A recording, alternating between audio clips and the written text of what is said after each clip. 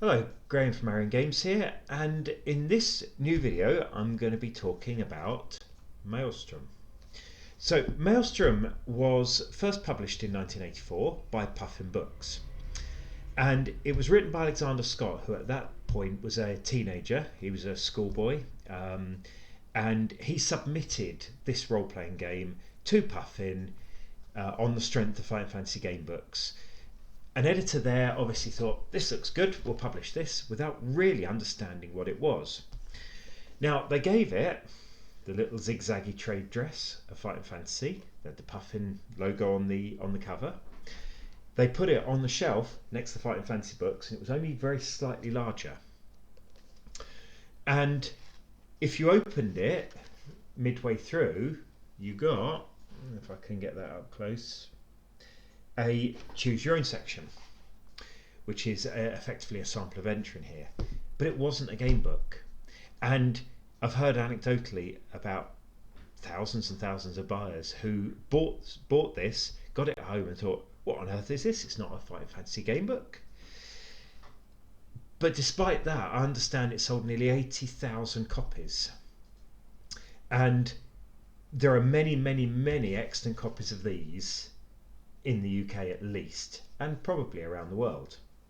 And I'd been playing this game since I started in role-playing games, and it was great. I've always been a history buff as well, and a Tudor setting where your characters are normal people. They're butchers, they're traders, they're beggars, they're craftsmen, they're lawyers, they're all sorts of stuff.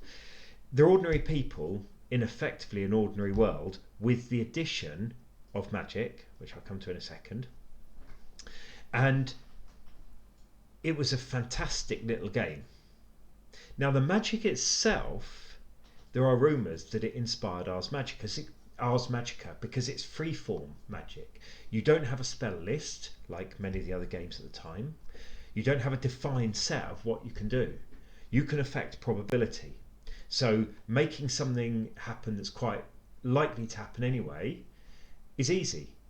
So as a big lorry goes past my office here, makes the wall shake, making the book at the end over there fall off the shelf, quite easy, grade 1 spell. However, making the picture above it fall off as well might be a grade 2. It could happen, but it's not quite so likely.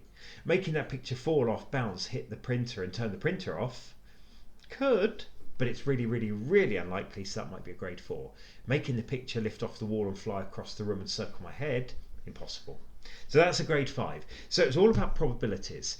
And that meant that a mage in this, although magic was difficult, they could do almost anything. And this freeform magic was at the time, as far as I can tell, completely unique. So this sold in huge numbers, and it was reprinted a couple of times over the following years, and then nothing more was ever done. There were no supplements, there was no follow-up. Puffin never published another role-playing game in that line. Nothing more was done. But this lived on in people's memories, especially because at the back of this book was a herbal section with herb descriptions taken from Tudor herbals. And Alexander put all these in, and many of them do things that you wouldn't normally expect in a role-playing game herb. So they might cure wind, they might improve your eyesight slightly, they might darken your hair colour. These are not things that you might see in herbs or potions from, say, Rollmaster. They're very ordinary, everyday effects. But that herbal was used in the early days of the internet as the basis for various other herbals. They often used the names and the descriptions and when they were available, and then put in their own effects for D&D and so on. And in the early days of the internet, and here we're talking about the very early 90s, there were several of those floating around, and I still have the text versions of those somewhere. So when I started Arion Games back in 2005, I thought, actually, this is a game I would love to see on the shelves again. So I contacted Puffin, and it took a long time to contact them. Then it took a long time for them to contact Alexander, and then it took a long time to get back to me, and it took ages. But eventually I got an agreement that I could republish it. Initially, PDF, but then, with the advent of print on demand, a new version of this book. Now these are the same. This is the original, this is the new one, they're the same. This is my preprint copy, hence the white border on the edge, but they're the same. And that was great, being able to republish this, but I'd always wanted to do more.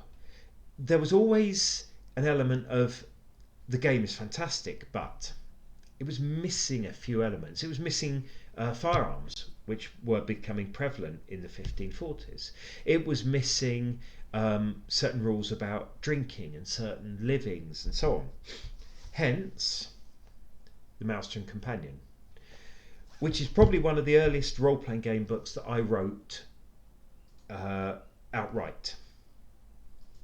And this sort of brings this up to date a little bit. What it also does is it clarifies some of the rules.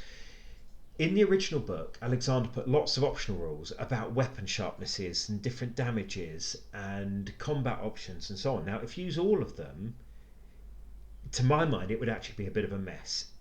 Every combat round would take about an hour to resolve. It's too much. However, some of the options are fantastic, some of them less so. So this one includes suggestions on how to refine the original to make it just that little bit more playable. Then there were two other books published for original Maelstrom. Again, there were some digital only ones, but it occurred to me one day, sitting there with my brain fizzing away with ideas as it always does day in and day out, that it would be great to actually turn this into a fantasy game. Because after all, in this you've got fighters, mercenaries, you've got priests, you've got wizards, mages, you've got assassins, you've got thieves, and so on. Well, once you've got those, you've got a classic fantasy game, and I think we all know what I mean. Hence, classic fantasy toolkit. Now, this doesn't replace this. What it does is it provides rules for using the Maelstrom rule set as a fantasy game for dungeon bashing and wilderness and so on. And really, it was a bit of fun. It was almost an intellectual exercise for me. But I've heard back from quite a lot of people that it's really very fun to play and they really enjoy it, so that's great. Now, the other book I published in support of the original Maelstrom was The Beggar's Companion. So this was written by Paul Baldowski, who you may know from All Rolled Up. And if you don't know All Rolled Up, look them up. They're fantastic. I'll put a link in the description. They're cloth gaming bags. So Paul, in the early days, used to come and help me on trade stands, and he said, Maelstrom's fantastic, I want to help you by writing some books. So he wrote The Beggar's Companion, and this is a cracking little book. He spent months researching it in academic texts and all sorts, looking up the different types of beggars and their language and so on from the 16th century. And unfortunately, I can't seem to find my copy, and I'll have to order another one for me.